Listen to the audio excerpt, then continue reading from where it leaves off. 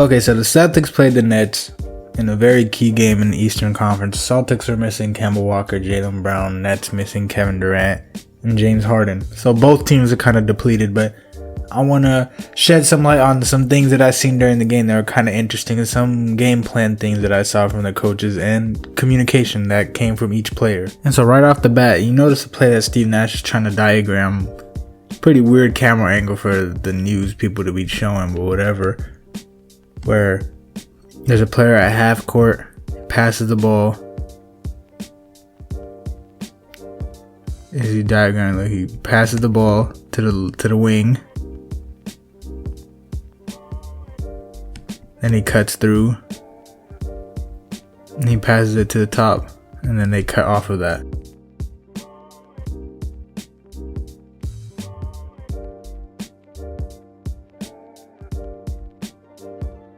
Then you'll notice, so the Celtics win the tip, and you notice the play that they're running.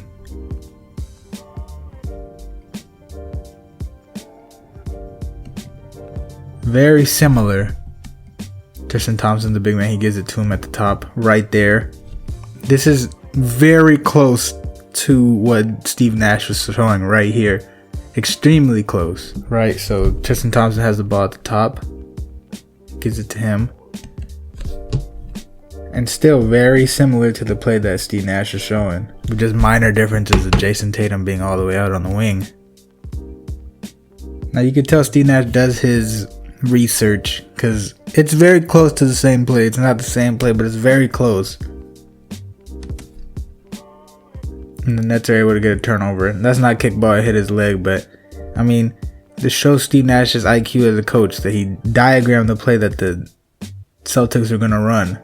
And very close, very near to what they were going to run, and they were able to get a turnover out of it. Now here's a play right here that I found shows Steve Nash's difference on defense, how he's trying to improve the Nets defensively by doing things that other teams failed to do. So right here, Marcus Smart, they both go with Cornette. Jeff Green makes it, he's like, okay, go with him. So right here, this is a very key play that happened in the game against the Timberwolves a couple days ago, where Jayson Tatum had 53 points. As you can see right here, Jeff Green forces him to the baseline, which makes Shamet his help, Kyrie Shamet's help, and then Cabarrot Kyrie's help. Best course of action right there. Best course of action. Now this is the play right here in the Timberwolves game. As you can see, McDaniels isn't forcing him any which way. He's guarding him straight up. So this gives Jayson Tatum, he can do whatever he wants right here. Dribble, pull up, whatever he wants. So right here, jab, one dribble, step back, pull up, and he made it. As you can see, since he didn't force him any which way, there's no help. There's no help available to him either. If you forced him to the middle, Okogie could have came down. If he forced him baseline, Naz Reid could have came, and Anthony Edwards would have been his help, and then he would have been his help. Since he didn't force him any which way, Jayson Tatum did whatever he wanted on this play. Basically an ISO, he has the whole side of the court to himself. Nobody can help. One-on-one, Jayson Tatum wins that 10 times out of 10. By forcing Tatum baseline, Shamet comes up. Jeff Green is still in the play somewhat. You see Kyrie slides down. Cabarrot slides down. DeAndre Jordan slides down. Jayson Tatum can't make those passes to the top. And although it was a foul, they made the correct course of action to stop that play from happening, to stop Jayson Tatum from getting a pure ISO. To me, that's a win in my book. Get him to the line, make him earn it. Don't let him just get a wide open ISO where he has more skills than most defenders and he's able to score on them. Smart deliberation by Steve Nash. The Nets knew this, and the Celtics, I mean, they were trying to get their shooters open, but you can just see it. DeMarcus Smart and Jayson Tatum, highest scorers this game. Jayson Tatum's like 14 for 27. But you could just completely see everybody just keyed in on Jayson Tatum. It was just hard for him to get a groove. They run multiple off-ball screens for Jayson Tatum. And there's literally 5 people keying it on him right now. And because their shooters are not able to make their shots, there's just nothing you could do. Celtics know that Jayson Tatum, Marcus Smart, their only hopes this game, but the shooters just didn't help. So they just tried to run as many off-ball things as they could. It was like a completely different right here. This is something I also noticed on Steve Nash's iPad. As you can see by the formation, there's going to be 3 people at the top. They're trying to get the ball in. 30 seconds left. They know Celtics going to foul. So basically, as you go through the footage, it flashes someone to the corner.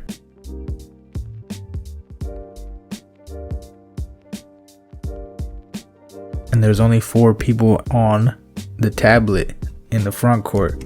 So that's telling you that Kyrie's going to go to the backcourt. And then the assistant coach right here, he said you guys can switch spots, but make sure you flash to the ball, whichever one it is. So just telling him like, okay, we got to get the ball in. So look, formation eerily similar. And you're going to tell that Kyrie goes backcourt, brings 2 people with him. Blake Griffin has 2 people on him. Landry Shamet flashes to the ball. Again, 2 hands up. And they get Joe Harris the ball, who then passes to Landry Shamet. Took off at least 10 seconds off the clock. Brilliant court reading by Steve Nash, knowing what the Celtics were going to do. Trying to go with Kyrie. And that's just what happened. They got the ball in, got the foul. Landry Shamet going to the line. So just like the other play, Brooklyn Nets are using the entire court to get the ball in. You can see Brad Stevens.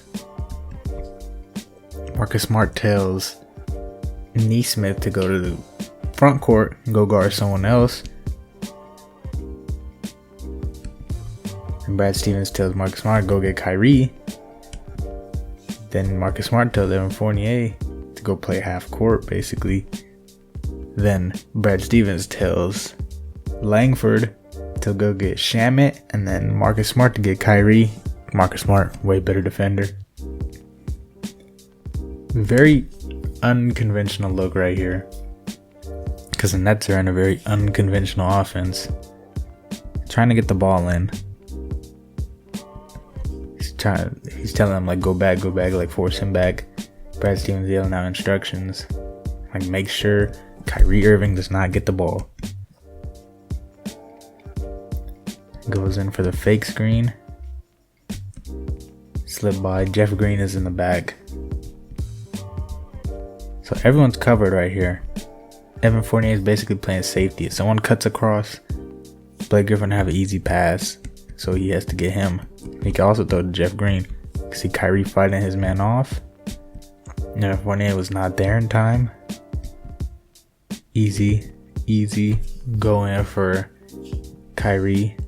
Joe Harris is covered by Nesmith. Jeff Green was open too, but I don't know if he's willing to make that pass. I feel like he would have to throw like a laser and Evan Fournier would have got there. So, I mean, it was a good idea by Brad Stevens, but Evan Fournier just wasn't ready. You can see Brad Stevens' head down like, damn, like all he had to do was be ready and could have got the ball. Honestly, Fournier wasn't ready all game. That man shot 0 for 7, but it's a nice try by Brad Stevens. He almost got it, but Kyrie hits these 2 free throws and they ice the game.